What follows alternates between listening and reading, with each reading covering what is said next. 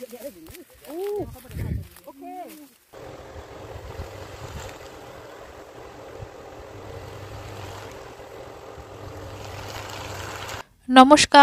কেমন আছেন সবাই? আশা করি সবাই খুব ভালো আছেন, সুস্থ আছেন। আমি কৃষ্ণা, কম্বোডিয়ার আজকের নতুন আরেকটি ব্লগে আপনাদের সবাইকে জানাই অনেক স্বাগত। আজ রবিবার, আর রবিবার মানে আমাদের তো বাজারের দিন।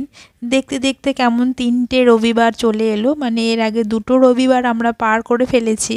আজকে আমাদের 3 নম্বর রবিবার, আর আমরা যাচ্ছি এখন আবার বাজার করতে।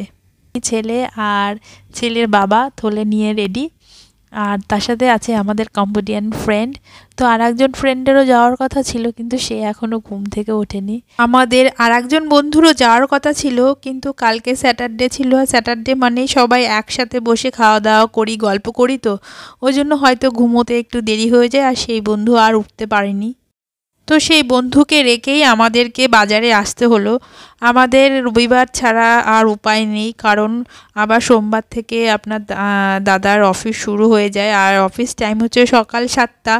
তো তখন যদি তো আর বাজারে আসা সম্ভব হয় না, ওই জন্য আমাদের আসতেই হয়েছে। আর এই দেখুন, আমার ছেলেরও এখনও ঘুম ভাঙেনি। কম্বোডিয়ার বাজারে আসলে আমার একটা জিনিস ভীষণ ভালো লাগে, সেটা হচ্ছে সব ফ্রেশ। মানে যেদিকেই তাকাবেন, মাছ হোক সবজি হোক, ভীষণ ফ্রেশ। তো এইখানে প্রচুর তাজা মাছ পাওয়া যায়, প্রচুর বড় বড় শোল মাছ পাওয়া যায়। তো আমরা আজকে চিংড়ি মাছ আর শোল মাছই নিয়েছিলাম, আর এবার আমরা চলে যাব বাড়িতে। তারপরে এই যে এখন বিকেল 5টার মতো বাজে, আর আমরা সব বন্ধুরা এখানকার যারা আমাদের লোকাল ফ্রেন্ড আছে, কম্বোডিয়ান থাই ফ্রেন্ডও আছে, তো সবাই মিলে এখন যাচ্ছি আম পাড়তে। আমি জীবনের এই রকম মুহূর্তেরও সাক্ষী হব, এটা আমি আসলে কখনো ভাবিনি। এই দেখুন, আপনাদের দাদাকে একটু হাত দেখাতে বললাম, সে অনেক কষ্টে হাতটা দেখিয়েছে, তো আমার ভালোই লেগেছে।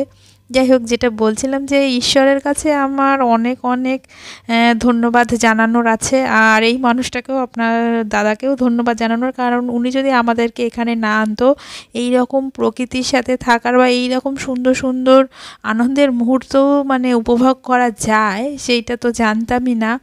এখনকার সময় তো বাচ্চারা তো ফোন ছাড়া বাবা মায়ের আর কোনো উপায়ও থাকে না, কারণ ঘর থেকে কোথায় বার করবে, কি করবে।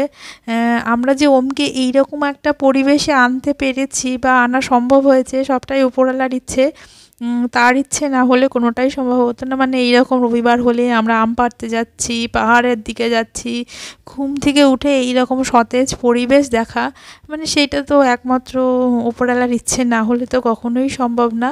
আর আম গাছে এত আম ধরে রয়েছে, পাহাড়ের কোলে এত আম গাছ, মানে আপনি খাবেন সেটা বড় কথা না, কিন্তু এই যে সবাই মিলে পারছি, এই যে আনন্দ, সত্যি কথা বলতে আমার মানে আমি জন্মানোর পরে এইরকম আনন্দ কখনো পাইনি। কোনোদিনও এইরকম আনন্দ আমি পাইনি। এরকম গাছ থেকে আম ছিঁড়ছি, মজা করছি। রবিবার হলেই আমরা অপেক্ষা করে থাকি কখন রবিবার হবে, আমরা বাইরে যাব, এইরকম মজা করব। এইরকম কোনো কিছুই আমি আগে যেখানে দেশে ছিলাম সেখানে কখনো এরকম কিছু হয়নি। বোরিং একটা জীবন, ঠিক আছে, ভোরবেলা উঠছি, ছেলের জন্য খাবার বানাচ্ছি, স্কুলে দিয়ে আসছি, বাড়িতে এসে আবার রান্না করছি, কাপড় ধুচ্ছি, এই করছি। এই সমস্ত কাজগুলো যারা বিদেশে থাকে তারা করে, আমিও করছিলাম, কিন্তু তার মধ্যে কোনো আনন্দ কিছু ছিল না। সমস্তটাই কেমন একঘেয়েমি, হয়তো ফোন দেখছি, না হলে এই মানে কিচ্ছু ছিল না। কিন্তু এই যে পরিবেশের মধ্যে থাকা, তারপরে এই যে খুশি, এই যে আনন্দ, কী যে ভালো লাগছে আমার, আমি মানে কি বলবো, জীবনে মনে হচ্ছে যেন অনেক কিছু পেয়েছি। এই যে খুশিটা, এই সবুজ, আমার এই সবুজের মধ্যে থাকা, পরিবেশের মধ্যে থাকা, প্রাকৃতির মধ্যে থাকা, আর আমার ছেলেকে এইরকম এই কিছুর মধ্যে দেখেও আমার এত ভালো লাগছে। এইবার আমরা এত আম পেরেছি, মোটে 2টো গাছ থেকে পেরেই আমাদের ব্যাগ পুরো ভর্তি হয়ে গেছে।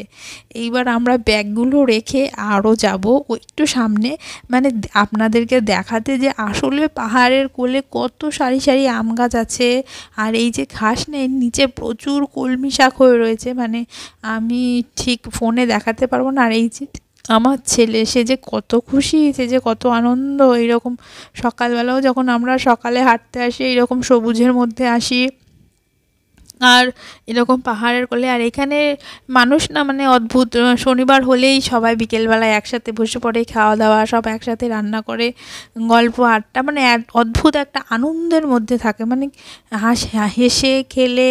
কালকে কি হবে জানি না, কোনো কিছুর মানে ওরকম কিছু নেই, কোনো কিছু নিয়ে চিন্তা নেই, চিন্তামুক্ত জীবন যাকে বলে। এমনিতেই একদম ফ্রেশ, মানে আবহাওয়া সব কিছু ফ্রেশ, তার মধ্যে এখানকার মানুষদেরও মানসিকতাও ফ্রেশ। আপনি কি করছেন না করছেন কারও কোনো প্রশ্ন নেই, জিজ্ঞাসা নেই, মানে এত সুন্দর সব কিছু মিলিয়ে। আর আমাদের রবিবারটা এত সুন্দর যায়। আর ওই দেখুন শুধু সারি সারি আম গাছ, আর খাওয়ার লোক বলতে গেলে আমরা এই কয়েকজন। এই যে আমরা এত আম পেরেছি না, এইগুলো আমরা হয়তো খেতে পারবো না, আর আমরা কাকে দেবো, দেওয়ার মতনও কেউ নেই। আমার ইচ্ছে হয় কি জানেন, মনে হয় আমার দেশের সমস্ত বাচ্চাগুলোকে নিয়ে আসি, নিয়ে এসে ওদেরকে এখানে ছেড়ে দিই, বলি নে তোদের যত ইচ্ছা আম খা, যত ইচ্ছা আম নিয়ে খেলা কর, আম পাড়, মজা কর, আনন্দ কর, খুশি হ, আর সবুজের মধ্যে থাক, এরকম মনে হয়। আর এখানকার আবহাওয়া এত ফ্রেশ, এত সতেজ। এই দেখুন এত আম পেরেছি, খেতে পারবো কি না জানি না। ওই দেখুন হাত দিয়ে দেখাচ্ছে, বলছে ওইগুলোও সব আম গাছ। তো ভীষণ একটা সুন্দর মুহূর্ত আমাদের এই বিকেলটা কাটলো। এইবার আমি আবার গিয়ে একটু রান্না বান্না করব। আজকে রান্না করব একটা থাই ডিশ, মানে যেটা আমি এখানে এসেছিলাম পরে, এখানকার যারা রাঁধুনিরা আছে তারা রান্না করে খাইয়েছিল, আর আমার ভীষণ ভালো লেগেছিল। আর এই রান্নার মূল উপকরণ হচ্ছে একটা বিশেষ ধরনের লেবু পাতা, যেগুলো না এখানকার মার্কেটে পাওয়া যায়। ওইটার লেবু গাছে লেবু হয় নাকি জানি না, তবে ওই পাতাটা আলাদা করে কিনতে পাওয়া যায়। আমি যখন আম পাড়তে এসেছিলাম এই চিকেনটা ম্যারিনেট করে গেছি, তেমন কিছুই না, জাস্ট ওই লেবু পাতাটা দিয়েছি, এই যে এইটা, আর কর্নফ্লাওয়ার, আর আদা রসুন বাটা, আর একটুখানি লঙ্কা, যেহেতু ওম খাবে তো এইটাকে বেশি করে তেল দিয়ে একদম ডিপ ফ্রাই করে নিতে হবে, তারপরে আর তেল লাগবে না। এরপরে হচ্ছে কোরিয়ান ক্যাবেজ, তারপরে বিভিন্ন ধরনের ওই কী বলে ওইটাকে, ক্যাপসিকাম, মানে রেড ইয়েলো প্যাপ্রিকা, আর হচ্ছে একটু পেঁয়াজ, আর একটুখানি লঙ্কা। আর ওই দেখুন আমি চিকেনটা ফ্রাই করার পরেও দেখলাম ওই যে প্লেটটা রেখেছি না, ওইটার মধ্যে একটু তেল চুইয়ে পড়েছে, তো সেইখান থেকে একটুখানি জাস্ট দিলাম যাতে পেঁয়াজটা লেগে না যায়, কারণ আমার কড়াইটা তো ননস্টিকটার পোরটা উঠে গেছে, তো লাগলেও লাগতে পারে, ওই জন্য জাস্ট একটু দিলাম। আর যেই পাত্রে ম্যারিনেট করেছিলাম পেঁয়াজটা, সেই পাত্রে ওই কর্নফ্লাওয়ারগুলো জাস্ট একটু মাখিয়ে নিলাম, যাতে কোনো কিছু ওয়েস্ট না হয়। তো এইবার একটুখানি এইরকম নাড়াচাড়া করব, আর পেঁয়াজটা যখন নরম হয়ে যাবে এবার এই সবজিগুলো আমি দিয়ে দেবো। আর এই কোরিয়ান ক্যাবেজগুলো না জাস্ট দিতে দিতেই নরম হয়ে যায়, গলে যায়। তো সবজিগুলো আমি একদম গলাবো না, দেখি এই পাত্রটায় যদি না হয় আমি পাত্রটা চেঞ্জ করে নেব। মনে হচ্ছে হবে না, তাহলে নাড়াচাড়া করতে পারবো না। আর এই হচ্ছে সেই লেবু পাতা, এত সুন্দর গন্ধ, মনে হয় যেন সেই আমাদের দেশে গন্ধরা যে লেবুগুলো যেমন কাটলে ভীষণ সুন্দর গন্ধ বেরোয়, এই পাতাগুলো একেবারে হুবহু সেই গন্ধ।